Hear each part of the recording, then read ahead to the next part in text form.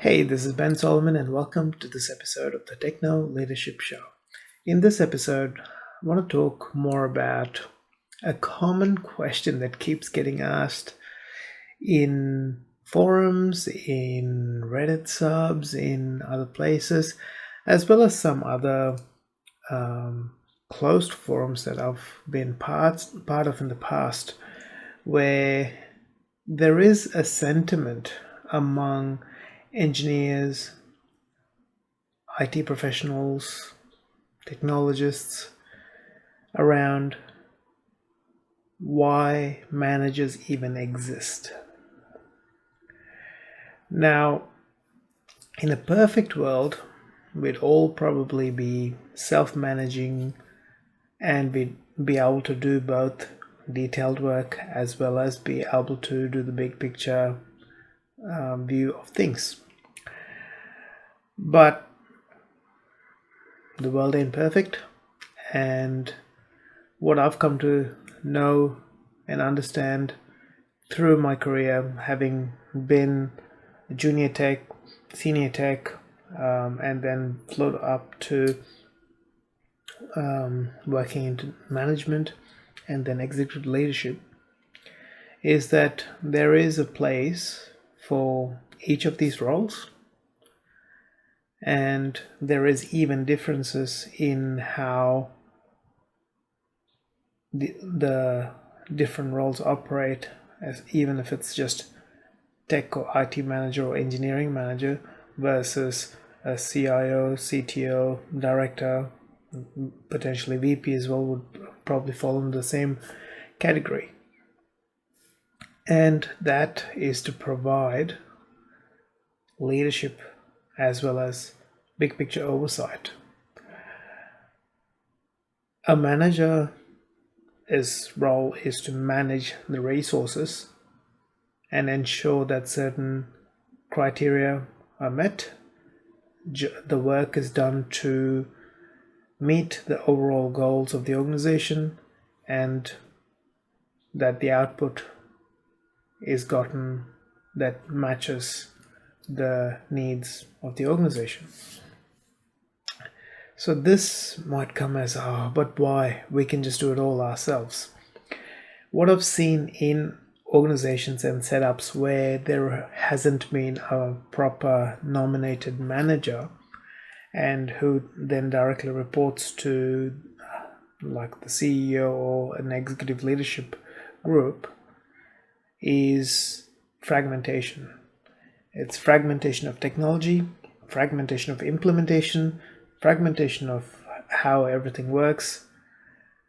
And what happens in these cases is the system admin, network admin, or if there's one person, then everything that they do is based on their knowledge, and it's almost built with the thing of, if that person leaves, this business is pretty much gone. So to have an operational continuity, you need to have someone who oversees things, who can prepare the organization for continuation after anyone in the team leaves, even that person. Like in every organization that I've personally been in, whether it was in technical roles, management roles, or executive leadership roles, I've always tried to systematize things and ensure that there is documentation, processes, and everything in place that I can leave, someone else comes into the same spot, they can take what I've been doing and carry on, and obviously put their spin in, but carry on with it. So if you look at it in progression, you have the CEO or managing director, depending on the size of the business, at the top, who manages all aspects of the business. Now, they're responsible for making sure that the business grows and that the profits grow and that everyone's pretty much taken care of, so to speak, and compensated adequately. What then happens is you have, let's say, the operational divisions, and tech for a long time has been an operational division, provides operational support to the business. But more and more, as we move into a more technology focused era, people are starting to realize and understand that technology needs to be embedded in every aspect of the business and has to be looked on as an opportunity for innovation and growth. So someone who goes, like, you've got the CEO and then the executive leadership in a good company, in a company with a CEO and a culture that accepts and understands that we are in an era that's ruled by technology and that we need to be at the leading edge, would have a CIO or a VP of technology or technology director, whatever it might be, as a role at the top, with a seat at the table with the executive team. This allows this person to be able to merge the business and technology together, integrated in such a way that it provides the support and the value and innovation that technology can to the progressive growth of the business. So that's the top layer, big picture, strategic. You're thinking 5, 10, 20 years down the line where things should be and how you can put things in place to ensure that things can be built or put into place that gives the business competitive advantage in the marketplace at that long time span. So you're someone who looks at where the trends are going, what is needed right now so that we can build on it for the future. And then the next layer down is you'd have a technology manager or a department manager that takes care of technology as such, or you have technology operations manager, engineering manager, those sort of roles, depending on the organization. So if you have a dev team, you'd have an engineering manager, and then you'd have a technology operations, IT operations manager who manages the infrastructure and other teams under them. And then what their roles are to translate this big picture vision into what capabilities are within the organization and what resources have been provided to match that vision there.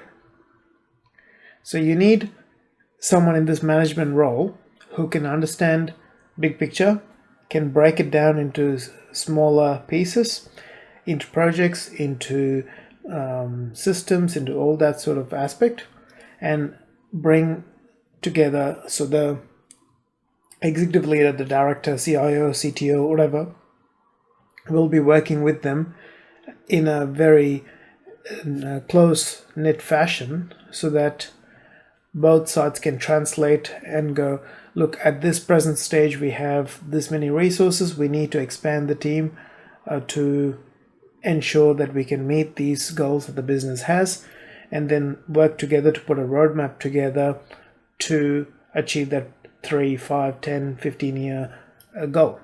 And then the technology manager, engineering manager then work with their teams under them to ensure that projects are broken into manageable chunks and the right allocation of resources in terms of staff, in terms of tools, in terms of budgets, all of that is allocated and managed.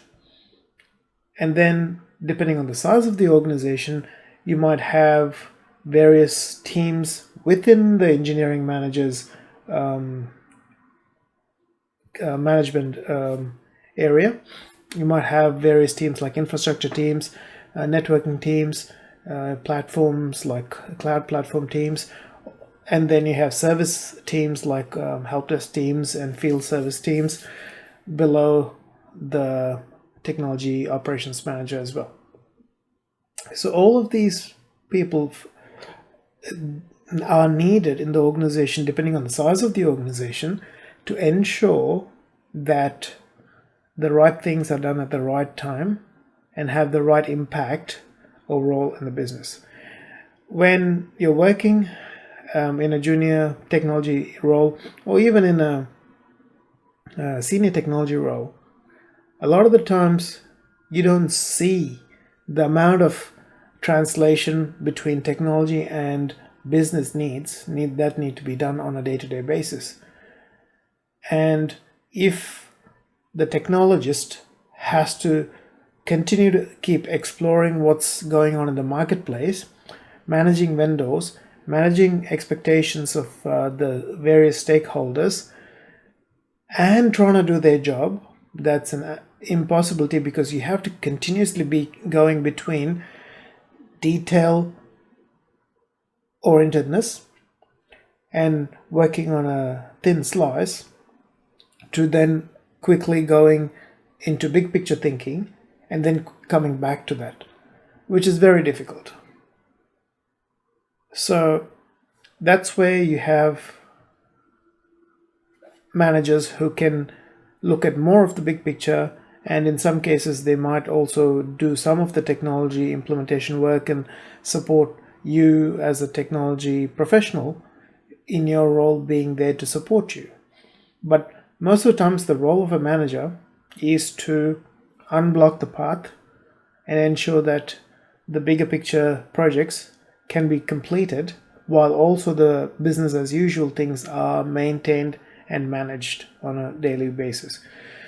So you might see in a lot of cases managers are always in meetings, going from one place to the other, and this saves you a lot of headache, because when we go into meetings, we are advocating for you in a lot of those meetings, saying, look, we have only X number of man hours that we have per week. These are all the things that are already on our plate, and this is what's required to ensure that the new project that you're asking for can be done. And in those sort of scenarios, a lot of the times we're pushing back, especially managers who really care about our teams. We are pushing back at the expense of us being looked on as people who are trying to block new projects. And people in the organization, if everyone really is open and understanding, we also tell them, like, look, we don't have enough resources to be able to add yet another thing onto our team's plates. So if we are going to go down the path of expanding more technology use, then yes, we need more support staff, we need more infrastructure staff, whatever it might be. So we are there advocating for you in management roles and in executive leadership roles, because in whatever you get in the management role, you're passing on to your executive leaders, and those executive leaders are having to do the same sort of advocating at a different level from a business standpoint, from a long-term perspective, saying having this team internally is going to give us all these advantages in the marketplace. So there's a lot of work that goes on in a strategic manner, in a manner of building relationships. And I've seen in forums people talking about, all I see is my manager going to meetings and talking to these people and all that sort of thing. But a lot of it is because we are building relationships, working on preparing people for the projects that we are wanting to put into place. And there's a lot of strategic work that goes into that, but there's also a lot of change management work that goes into it to prepare people, to create evangelists in the user community, so that when the technology team can put a new technology in, we have people that can support us in the user side and then be evangelists for us and help that change management process. So there is a heck of a lot of stuff that managers do and executive leaders do on a day-to-day basis. We deal with a lot of the big picture governance issues that come up, security issues that come up, and By the time we get to management and executive leadership position, we don't have the mental bandwidth or the time to really be sitting down and working on the detailed technical implementations, which is why we depend on you. It's a mutual relationship. Yes, even though I've been in infrastructure networks for a significant period of my career, once I got into management, yes, I managed the deployments, managed some aspects of the infrastructure, some aspects of the network, and I supported my team as much as I can when it came to deploying new projects like new Wi-Fi systems, new network gear, new infrastructure, all of that sort of thing. I would work with them and ensure the implementation can be done. So there was another pair of hands there to support them. But when normal BAU time, business as usual times come, I've got to then be working on other things so that they can have the space to work on the infrastructure, to maintain it, to manage it, to secure it, do all the things that they do. So it's a mutual respect thing, it's a mutual understanding, and we support each other in different ways. The engineers under me worked on ensuring everything was done the right way, whereas I ensured that they had the resources, they had the space to be able to not be heckled by other staff, and they can focus on their area of expertise. And that's the thing that we do a lot. I've also worked under managers who did not do these things. They loved the technology but didn't know how to manage. Maybe some of these people who are commenting on there saying we don't really need a manager are under those kind of managers who are technologists in a manager role, not understanding how to actually be a manager and glorified senior technologists. Don't know. I've been in a situation where I worked under such managers, and unfortunately it's not an easy situation to be in because they want to dominate how everything gets done. Once you go into management and executive leadership, you don't determine how everything gets done. You determine what gets done and why it gets done, but not the how. Your team members who are responsible for each of those areas have to determine how best to do what's needed to be done to achieve the what and the why that you're giving them. So basically, let's say you're saying to them that you need a certain infrastructure in place. You're saying to them that the reason why you want this specific stack in your infrastructure is because of the governance requirements that have been put in place from the board or from executive leadership. And then it's up to them to figure out, okay, so these are the constraints that we are working under, and what's the best way to do it so that this gets done well and it's manageable, can be maintained while also giving the output that we need. That's where the manager and professional differences are. And yes, you might keep saying, no, we don't really need a manager, we can do our own thing.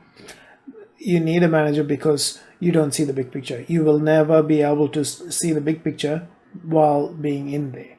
It's a very hard shift going from being technologist to then being a manager for a team or a division. And then it's even harder going into executive leadership because you have to consider the whole business and the impact of everything that is done, because it's all interrelated. One thing that you change in one part of the business affects other parts of the business. And that's the kind of pressure that people are under. And that's also why people in that level of leadership get compensated a lot higher, because even a small tweak made well gives a significant advantage for the whole business in the marketplace. So hopefully that gives you some idea of what managers have to deal with, and how they've got to translate that vision into something that's workable for you and your teams to do on a day-to-day basis, to ensure everyone cohesively works towards that bigger vision, bigger goal, and the running and growth of the business and its leadership in the marketplace. So I wish you all the best in your journey as a technology professional, manager, and leader. If you liked this episode, please hit the like button. If you haven't subscribed yet, please do subscribe to the channel so that you are notified of future episodes as they are released. I look forward to talking to you in a future episode. Take care and have a good one.